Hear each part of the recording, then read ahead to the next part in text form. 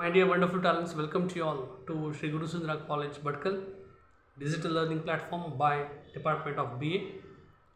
BA ವಿಭಾಗದ ಮೊದಲ ವರ್ಷದ ವಿದ್ಯಾರ್ಥಿಗಳಿಗೆ ಬ್ರಿಡ್ಜ್ಗೋಸ್ಗೆ ಆತ್ಮೀಯವಾದಂತಹ ಸ್ವಾಗತ. ಕಳೆದ ಸಂಚಿಕೆಯಲ್ಲಿ ನಾವು BA ಅಂದರೆ ಏನು, ಯಾವೆಲ್ಲ ವಿಷಯಗಳಿರ್ತವೆ ಅಂತ ಒಂದು ಸಣ್ಣ ಮಾಹಿತಿಯನ್ನು ಹಂಚ್ಕೊಂಡಿದ್ವಿ. ಈಗ BA ಅಂದ ತಕ್ಷಣವೇ ನಮ್ಮಲ್ಲಿ ರಾಜ್ಯಶಾಸ್ತ್ರ ಬಹುಮುಖ್ಯವಾದಂತಹ ಒಂದು ಪಾತ್ರವನ್ನು ನಿರ್ವಹಣೆ ಮಾಡುತ್ತದೆ.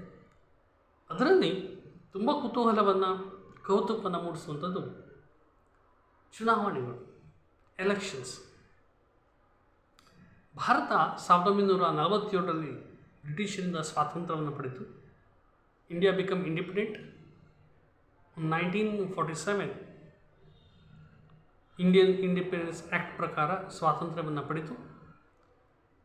ಹಾಗಾದರೆ ಚುನಾವಣೆಗಳು ಹೇಗೆ ನಡೆದವು, ಹೇಗೆ ಈ ಪ್ರಕ್ರಿಯೆಗಳೆಲ್ಲ ಆದವು ಅನ್ನೋದಕ್ಕೆ ಒಂದು ಸಣ್ಣ ಮಾಹಿತಿ.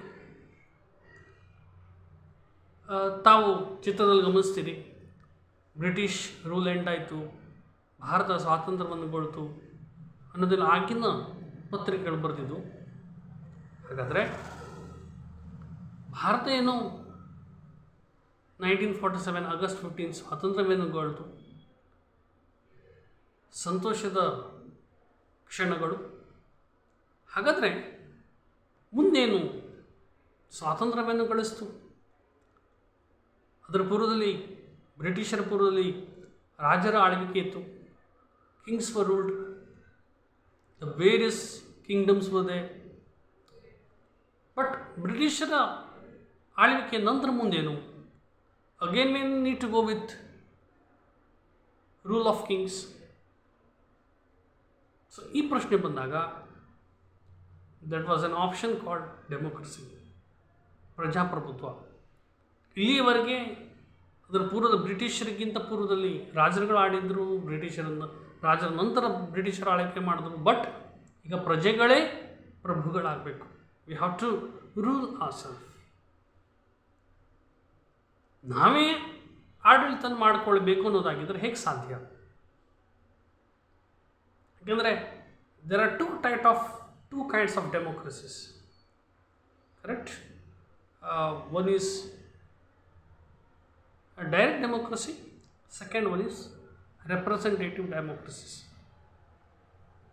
ಡೈರೆಕ್ಟ್ ಡೆಮೋಕ್ರಸಿ ಯಾವ ದೇಶದಲ್ಲಿ ಸೂಕ್ತ ಅಂತ ಹೇಳಿದ್ರೆ, ಎಲ್ಲಿ ಜನಸಂಖ್ಯೆ ಕಡಿಮೆ ಇರ್ತದೋ ಅಲ್ಲಿ ಅದನ್ನು ನಿರ್ವಹಣೆ ಮಾಡ್ಬೋದು. ಬಟ್ ಆಗಿನ ಕಾಲದಲ್ಲಿ 1947ರ ಸಂದರ್ಭದಲ್ಲಿ ನಾವು ನೇರವಾದಂತಹ ಒಂದು ಡೆಮೋಕ್ರಸಿಯನ್ನು ಅಥವಾ ಪ್ರಜಾಪ್ರಭುತ್ವವನ್ನು ಜಾರಿ ಮಾಡೋ ಏನು ಸನ್ನಿವೇಶ ಇರಲಿಲ್ಲ. ಯಾಕೆಂದರೆ ನಮ್ಮ ದೇಶದಲ್ಲಿ ಜನಸಂಖ್ಯೆ ಬಹಳ ಇತ್ತು. So we have to go with representative form of democracy, correct? So ನಮಗೆ ಬೇರೆ ಆಯ್ಕೆಗಳಿರಲಿಲ್ಲ. ನಾವು ಪ್ರಜಾಪ್ರತಿನಿಧಿಗಳ ಮಾದರಿಯಾದಂತಹ ಒಂದು ವ್ಯವಸ್ಥೆಯನ್ನೇ ನಾವು ಅವಲಂಬಿಸಬೇಕಾಯಿತು. ಅದರಲ್ಲಿ ಎರಡು ವಿಧ, ಒಂದು ಪ್ರೆಸಿಡೆನ್ಷಿಯಲ್ ಫಾರ್ಮ್ ಅಮೇರಿಕಾದಲ್ಲಿರುವ ಹಾಗೆ, ಇನ್ನೊಂದು ಪಾರ್ಲಿಮೆಂಟರಿ, ರೈಟ್?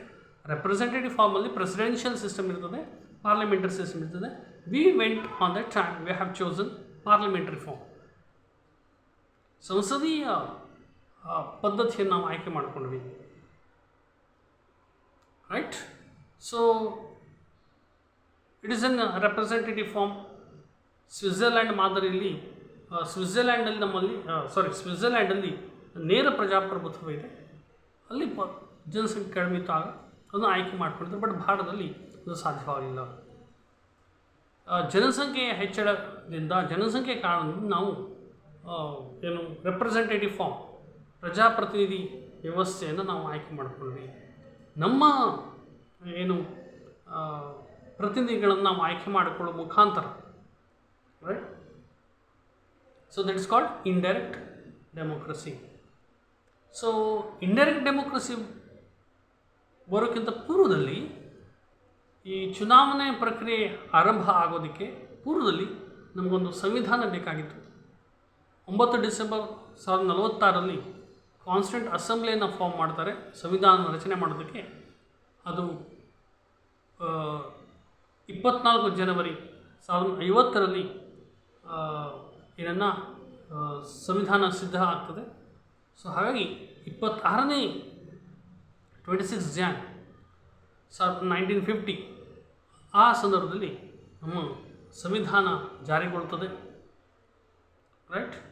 ಸೊ ನಮ್ಮಲ್ಲಿ ಪಾರ್ಲಿಮೆಂಟರಿ ಫಾರ್ಮ್ ಆಫ್ ಡೆಮೋಕ್ರಸಿ, ಸಂಸದೀಯ ಮಾದರಿಯ ಪ್ರಜಾಪ್ರಭುತ್ವನ ಪ್ರಜಾಪ್ರತಿನಿಧಿಗಳ ರೂಪದಲ್ಲಿ ತಂದ್ವಿ.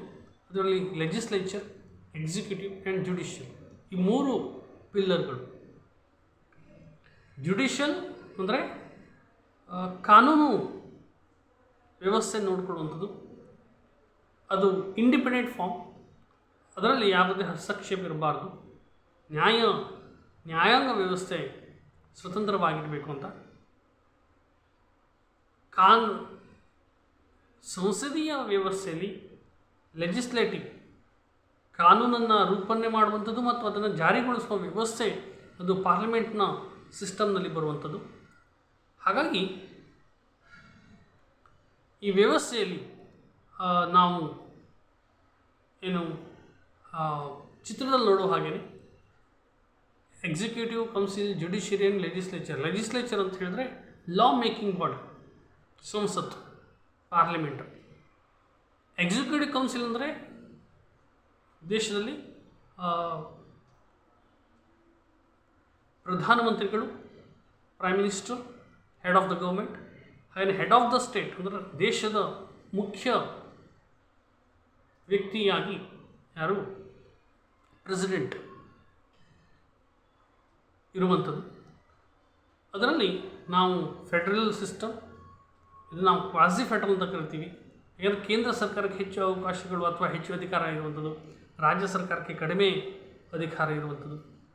ರೈಟ್.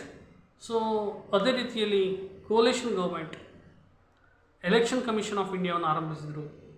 ಮಲ್ಟಿ ಪಾರ್ಟಿ ಸಿಸ್ಟಮ್, ನಮ್ಮಲ್ಲಿ ಅಮೇರಿಕಾದಲ್ಲಿರುವಾಗೆ ಡ್ಯೂಯಲ್ ಪಾರ್ಟಿ ಸಿಸ್ಟಮ್ ಇಲ್ಲ, we have multi party system. ಇವೆಲ್ಲ ಒಂದು ವ್ಯವಸ್ಥೆಯನ್ನು ರಚನೆ ಮಾಡಿದ ಮುಖಾಂತರ ನಮ್ಮ ದೇಶದಲ್ಲಿ ಚುನಾವಣೆಗೆ ಒಂದು ತಳಪಾಯವನ್ನು ಹಾಕೋದಕ್ಕೆ ಸಾಧ್ಯ ಆಯಿತು. ಇಲ್ಲಿಗೆ ಈ ಅಧ್ಯಾಯವನ್ನು, ಈ ಚರ್ಚೆಯನ್ನು ಸಂಪನ್ನಗೊಳಿಸೋಣ. ಮುಂದಿನ ತರಗತಿಯಲ್ಲಿ ಇದರ ಮುಂದುವರೆದ ಭಾಗವನ್ನು ಅಧ್ಯಯನ ಮಾಡೋಣ. Thank you.